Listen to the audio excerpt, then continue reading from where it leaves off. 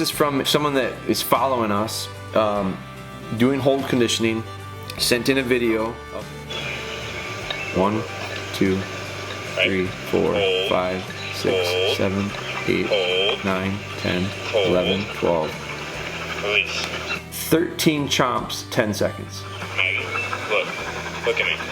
We're gonna get this. So you're pleading with the dog at this point. The dog is confused as all get up right now. You went from rigid and stern to disappointed to relaxed to negotiating in 2 minutes and 30 seconds. As you're forcing this dog to look into your eyes, he's going, "Don't look at him. Don't look at him." Take a deep breath yourself so that you don't become so anxious when you put that dowel in the dog's mouth that the dog completely mirrors you. All right, welcome back. We're going to do a unique podcast here. This one is going to be combined to some video. So Ben is you're going to turn this into a vlog, right? Or what do we call it? A DogBone vlog. DogBone vlog. And with the vlog, which will be posted on YouTube, you'll actually see the video. But this is from someone that is following us, doing hold conditioning, sent in a video of theirs. I've had several people do that recently. It's helped me probably give them some better answers. The biggest thing that stood out to me is people aren't allowing their dogs to settle in. They're just putting the dog up and going. Second thing is they're going really fast. But I'm gonna break this one down. I'm literally gonna push play. I've watched it once before, and that was it. I messaged the guy and said, "You know what? I want to try something. I'm going to try to turn it into like a podcast instead."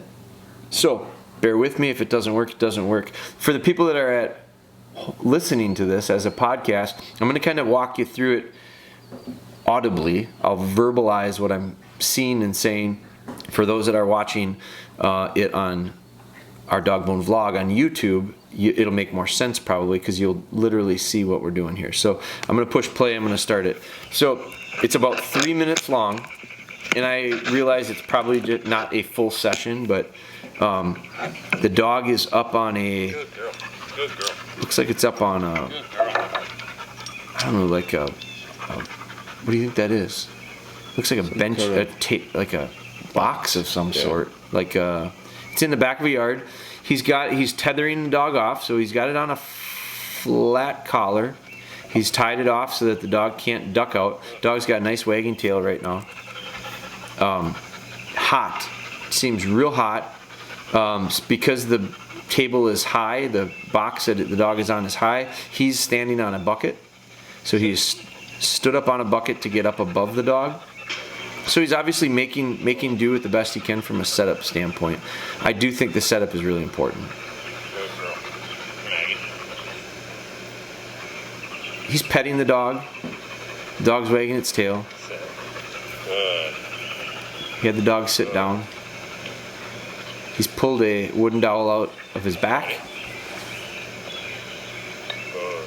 Put it in the dog's mouth. Hold. Dog's chomping a little bit. Hold. Tail's going. Hold. Hold. Release. Okay, stop. So there's the first rep. So we're into it in less than a minute. We're into the first rep. If you watch the video right now, it looks uncomfortable to me because it looks like he's balancing on a bucket, which he is. So his mobility, his ability to be comfortable himself is probably not real good. He has to focus on standing on top of a bucket. So imagine trying to do something and you have to do it while balancing on the top of a 5-gallon bucket. Like that's hard, makes it an incredibly, it adds a level of difficulty to it. So that's one of the first things I see. Now I realize he's trying to do the best he can with his setup. It doesn't mean that it makes it easier or makes it doable. So I do see a little bit of a setup issue. The first rep he put in, I'm going to back this up. He put the dowel in. He pulled the dowel out of his pocket at 1 minute and 7 seconds. He put it in the dog's mouth at 1 minute 11 seconds. He took it out of the dog's mouth at 1 minute 21 seconds. So it was a 21-second hold. And I'm going to count it down here. So what I'm looking for is now I'm starting to look at the dog and watch the dog react. The tail is going. The dog's pretty happy. Not antsy, not moving its feet or anything, but it's pretty tense. And I would be too. I mean, the dog just got put up there. He's been on there for less than a minute. Tethered off and started in on hold after the guy stood up on a bucket to get above him. So I'm going to push play. It's right when he goes into his mouth. So I'm going to watch. Now I'm going to watch the dog and break that down. Right. Hold. Hold. Hold. Hold. Okay, Release. stop it. Minute 21, I'm going to back up. Now I'm going to count chomps because the dogs, I'm going to count chomps. I think it's a real important thing. The dog didn't hold it very well. He didn't spit it out, but I'm going to count. 1, 2, 3, 4, 5, 6, 7, 8, 9, 10, 11, 12. Release. 13 chomps, 10 seconds. So you can see it's a very quick chomp, chomp, chomp, chomp, chomp, chomp, chomp, chomp, chomp. Now I'm going to back up. I'm going to count commands. Right. Hold. 1, Hold. 2, Hold. 3, Hold. 4. Release. Four holds in 10 seconds. That's an average of 2.5 seconds per being between. Good to start out with, release in the end. 6 commands, 12 seconds. Every 2 seconds, the dog's hearing something from you. So that just stands out to me. And let me back up to a minute 12 here. I'm going to see how many times. 1. Right. Hold. Hold. Hold. Hold. Release. Okay, 10 seconds. Dog never took his hand off of the dog's underside of his chin and left side of its face. And so you literally, I think, you held onto the dog's head that first rep the entire time. Those are the things that stood out to me. So it looks like you've watched enough stuff to get the idea. It's just, I don't think anything got gained out of that. I think that was a force of, not, and when I say force, I don't mean like force fetched. I mean like it was you completely controlled every aspect of it, micromanaged. 6 commands in 12 seconds, 13 chomps in 12 seconds. Nervousness, almost like a nervousness of definitely not settled in. Never took your hands off of them. Okay, so now I'm going to watch.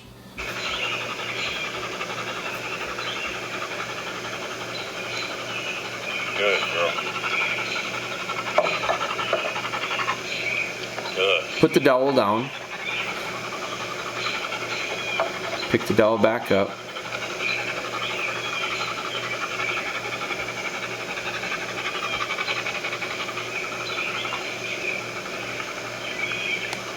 Minute 49. So you put it in, you took it out at minute 22? Mm-hmm. 27 seconds went by. You put the dowel down, picked it back up, and you're back into his mouth right now. Now, I'm going to back up to a minute 22 when it came out, and I'm going to watch again. So the dowel came out. Good, girl. Right there. From a minute 20. Release. You got the dummy at, you got the dowel out in a minute 22. Good. That's 4 seconds. That was the best 4 seconds yet, because you didn't do anything, and the dog sat still. And actually, you can literally see the dog's tension. So I can see the dog's muscles flexing at a minute 21. I can see him. I can see it in the dog's coat. Good, girl. And about minute 29, Good, girl. right at there, it relaxed for the first time. And you marked that with a good girl, which is good.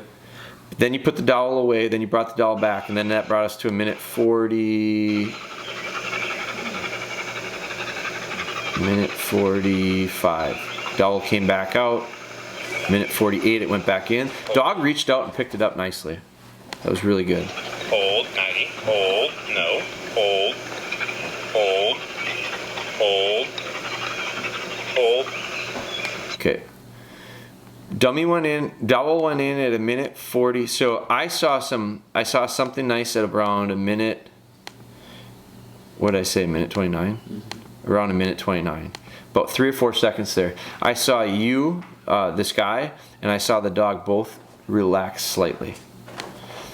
Okay, now I want you to listen. If you're listening to the podcast, do you think they'll hear the audio? Sure. Okay, I want you to listen to the change. Because about as soon as that dog settled at a minute 29, you set the dowel down.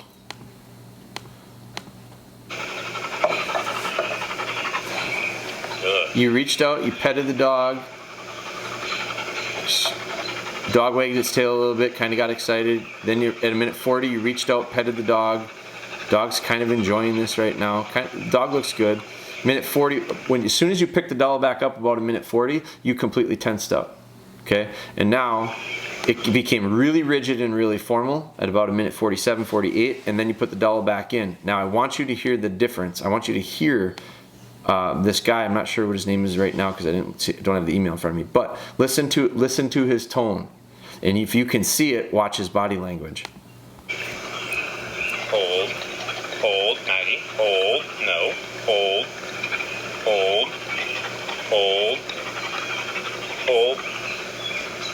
And at the end there, when the last hold, he shook his head and went. You can see it. It's probably hard to hear. Did you hear the second the dowel went back into the dog's mouth? Let's watch this. Minute 40. Okay, I'm going to start counting stuff again. I'm going to count commands. hold, 1, hold, 2, Maggie, 3, hold, no, 4, hold, 5, hold, 6, hold, 7, hold, 8. 8 frustration. 8 commands. Ended frustrated. 9 seconds. It's at a minute 59. Minute 51, 50. A minute 50 is when the dowel went in. 49. 10 seconds. 8 commands. Really excited commands. Really tense commands. Entire body language changed. Tone changed. Frustration set in. By 59, you're done. And let's watch what happens.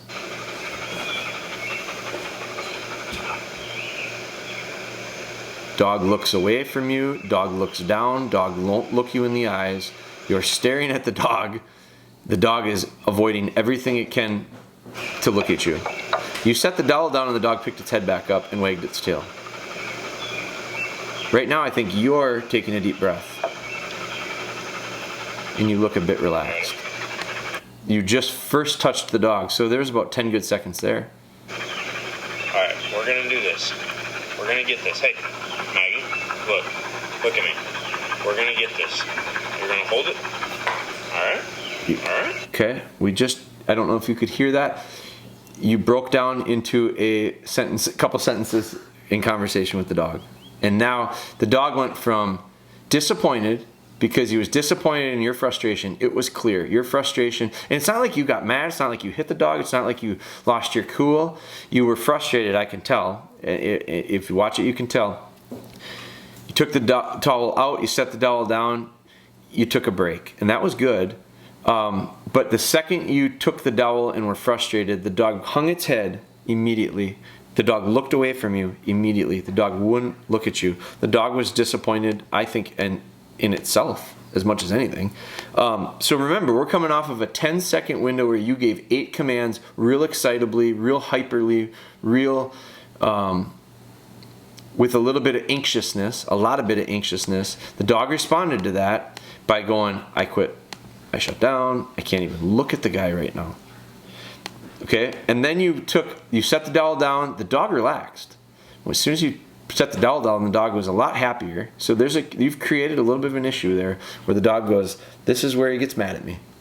This is where he gets disappointed in me. I don't know what the hell he wants me to do because he's getting all nervous and he's getting all excited. And so I'm going to start mouthing it and I'm going to start chomping. And then when the frustration sets in, I go, damn, I can't figure out how to make this guy happy. And then he puts it away and you go, oh, now we can be friends again. And then you decide what I was doing wasn't working. So for my own sake, I don't think you did this for the dog's sake. I think you did this for your own sake. I'm going to explain it to him better, because all I want to do is figure this out. So I think you're genuinely wanting to do this. I think you are completely confused at how to communicate with the dog, so you fall back on, I'll talk to him like he's a person. And all those words are making it even messier. So let's get back to that. Dog quits looking at you here at 2 minutes, looks away. You take the dowel, you set the dowel down, the dog's head came up instantly and wagged his tail. And you took your hand and you put your hand on your side and you stood a little more relaxed. You were nowhere near as rigid. You don't look like you're balancing on the bucket anymore. So you did some body language things there. You just talked to your dog. You talked to your dog more effectively right there than you did right now when 2 minutes and 23 seconds, you reach out, you grab the dog's head, underside of the chin, and you started petting it. And you said the dog's name, and then you started into this. All right, we're going to do this. We're going to get this. Hey, Maggie, look at me. We're going to get this. So you're pleading with the dog at this point. The dog is confused as all get up right now. Going, what? Now what? You're a roller coaster of emotions in a real short period of time. We're only 2 minutes and 30 seconds into it. You went from rigid and stern to disappointed to relaxed to negotiating in 2 minutes and 30 seconds. Hold it. All right. And I noticed too, as you're forcing this dog to look into your eyes, he's going, don't look at him. Don't look at him. He's turning his head to duck away. You're physically starting to position him and put a little bit of pressure on him. Look me in the eye. That's what you're telling him. Look me in the eye. And he's going, I don't know what the fuck you want. Why should I look you in the eye? All right. We're going to get this. We're going to get it. Now you changed your tone. All right. We're going to get this. And it turned positive. And the dog went from, I can't look you in the eye, to, now I guess he likes me again. And his tail started wagging. And he's kind of happy. Ready? And then you pick the dowel up and he goes, oh no. Ready? He's frozen. He Hold. reached out and he got it. Hold. He's wagging his tail. Hold. He's chomping. Hold. Your hands are all over him. And now you want to punch him in the face. Doesn't it look like that? So, and now I want you to see the pace. The pace went from relaxed and calm and explaining something to a dog to grabbing his head and making him look you in the eye and firming up a little bit to going back to something that he's seen before where you grab the dowel. Now when you grab the dowel, it's ready. It's 2 minutes 45 seconds and you put it into the dog's mouth. You said ready, which is on your mark, get set, go. Like that's literally ready, let's go. I don't think we need to get a dog jacked up at this point. I don't think we need to pump him up to it. I don't think we need to get him super excited at the idea of ready, go. Like this isn't something that we're sprinting out of. We're trying to get the dog to hold the thing steady in his mouth without mouthing it. It's all your goal should be at this point. But I'm not sure that you know that, and that's fine. That's why you sent me the video. But 2 minutes and 45 seconds, you put it in. Hold. It's 1, Hold. 2, Hold. 3, Hold. 4. And you got a little confused. You weren't sure what to say. The dog spit the dummy. You grabbed it, and this is where I say you wanted to punch him, because it's all over your body language, and you literally just grabbed the dummy and swung it down because you were like, I'm not going to hit you. Now, what did I say he put it in? 249? No, 240, 41. Dummy's going to go into the dog's mouth at 2 minutes 45 seconds. Hold. Hold. Now listen to the intensity in these commands. To 52. 7 seconds. In 7 seconds, there were how many commands did I count? 5? 4 or 5? There were 4 or 5 commands and I want to slap you in the face in 7 seconds. And it was super fast paced and intense and hold, and it changed and everything changed, and the dog went, okay. I'm going to take it. At the very end there, he just took a guess and he said, drop. I'll drop it. Because maybe that's what this guy wants. Dog has no idea what we're really actually looking for. You're frustrated. You set the dummy down, scratched your ear, said, all right, and gave the dog some love. You stepped down and you said, all right, we're done. And the dog goes, thank God. So dog stood up at that point, wagged his tail and went, whew, got through it again. Sit. Sit down. Sit. So there's lots of stuff there that stood out to me. One is all of that happened in 3 minutes and 13 seconds. I bet you if you watch a hold conditioning video of ours with Bella, which we've done very similar setup to this. I'd be curious to watch it now myself. But go back and watch the session, because those are real sessions. Like that wasn't a produced video. Those are real sessions. They're just very candid. It's what we did with her. I bet there is none of them that I get that much stuff done in 3 minutes and 13 seconds, first off. So I think this is another example of, and a lot of them I've seen like this, where they're real rammy. Get in, get out, get it done. Not giving the dog a chance to prepare and actually get anything out of it. Now, in that 3 minutes and 13 seconds, there's a lot of things that happen that I go, it's confusing to me. I'm putting myself in the position of being the dog. I think we need to do that sometimes, is figure out what it looks like from the dog's perspective, because really that's important. That's the important part. It really doesn't matter what it looks like from our perspective. It's what from the dog's perspective that's important, because we have to speak their language. They won't speak ours. I know you tried having them speak yours there at one point, but it's not going to work. All those words just muddle up things. So I think my advice on this is put the dog up next time for 3 minutes and 13 seconds and just let him settle in. Let him look you in the eye and tell him he's good. Don't tell him 50 times a command in 50 seconds. And reach up and tell him he's good and give him a little praise. The second you put a dowel in his mouth, don't say a word. Hold doesn't mean anything to the dog yet because he doesn't know the behavior. Just get the dog to get the dummy in his mouth, or the dowel in his mouth, without freaking out. And that'll come from you settling. Because if you settle, they'll settle. If you take a deep breath and relax, they'll take it. It might take 4 or 5 nights, I don't care, to get the dog up and just get the dog to relax a little bit. Get the dog to be comfortable. You know, big picture with this setup is, the problem is what are you going to do the next step? One of the things that I like to do is move the dog around. How are you going to move the dog? You can't move the dog around. You're standing on a bucket. You're going to have a hell of a time just balancing up there. So your setup is creating issues.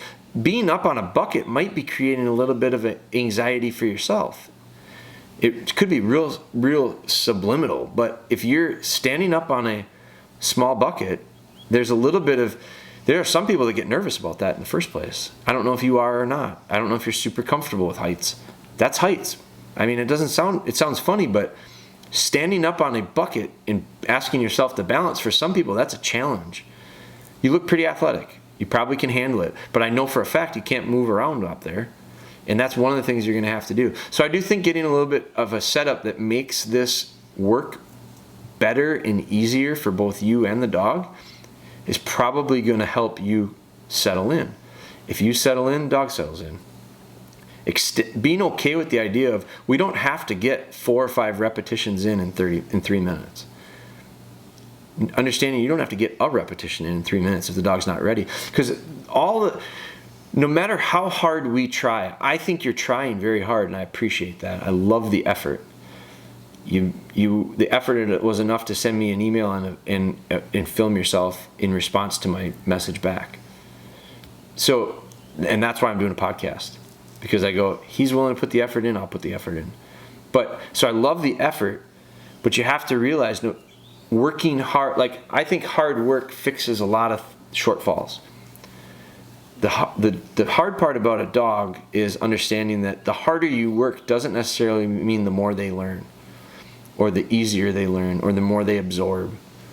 Sometimes the harder we work creates that much more issues. This is one of those things where I say, sometimes you gotta do less to get more. Go slow to get fast. I use that all the time. Slow down, you'll speed up. It's the best way to speed up with the dog, is to slow down. And that's literally and figuratively. So like with you, slow down physically. Don't get 4 repetitions in 3 minutes when they're not ready to do the first. And when and prepare them for the first. And take a deep breath yourself so that you don't become so anxious when you put that dowel in the dog's mouth that the dog completely mirrors you. I do think you should watch this video again. And then think about some of the things that we talked about. Because I think your light bulbs will go on and you go, ooh, I think it's great to video it because I don't think we realize sometimes what we're doing. And think about it. If you had a video of everything you did and you could go and you had enough time and the interest in going back on it to review it, do you know how much better we'd be? Because we forget a lot of stuff in the moment. We don't recognize a lot of things in the moment. We don't have a mirror in front of us to look at all the time.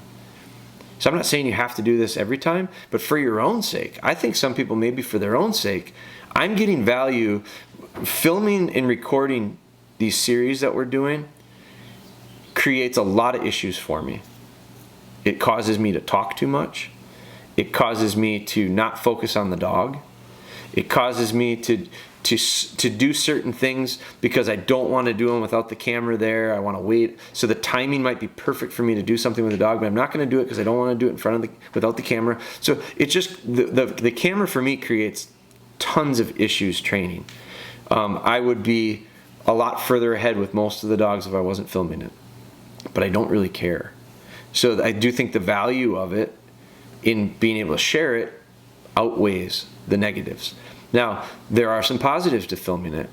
I pick up on things in the Bella series because I have to go back and watch them because I write a little text about it to put on the post in the YouTube channel. So I describe it.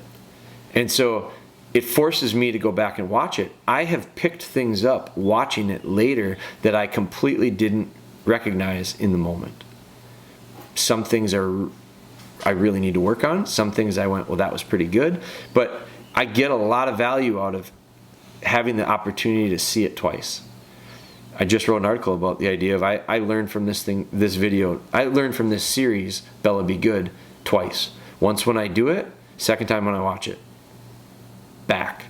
So there is value in that. I also think, I'll be completely honest with you, I probably do things, I think about things more when there's a camera right there. But and that's just being honest. I think most people would. Oh, there's a camera on me. I don't. I think twice or 3 times or 4 times about it before I respond or react instinctively. It's natural to respond instinctively to situations. But the beauty of it is that I'm doing it enough. It's starting to transfer into when the camera's not there. So patience, everyone goes, oh, you're so patient, you're so patient, you're so... I know I'm not. I'm more patient today than I was a while ago. I'm more patient then than I was prior. I used to be very impatient. I'm more patient now in some situations. I'm still very impatient in lots of them. But I am literally hearing in my head myself saying, just relax. Take a break. What are you going to gain by snapping right now? What the price, the cost. I recognize when I would lose my cool in the past that it set me back in training. So I'm bitching about this series slowing me down in my training. Well, I'll tell you what really slowed me down in my training in the past is my temper.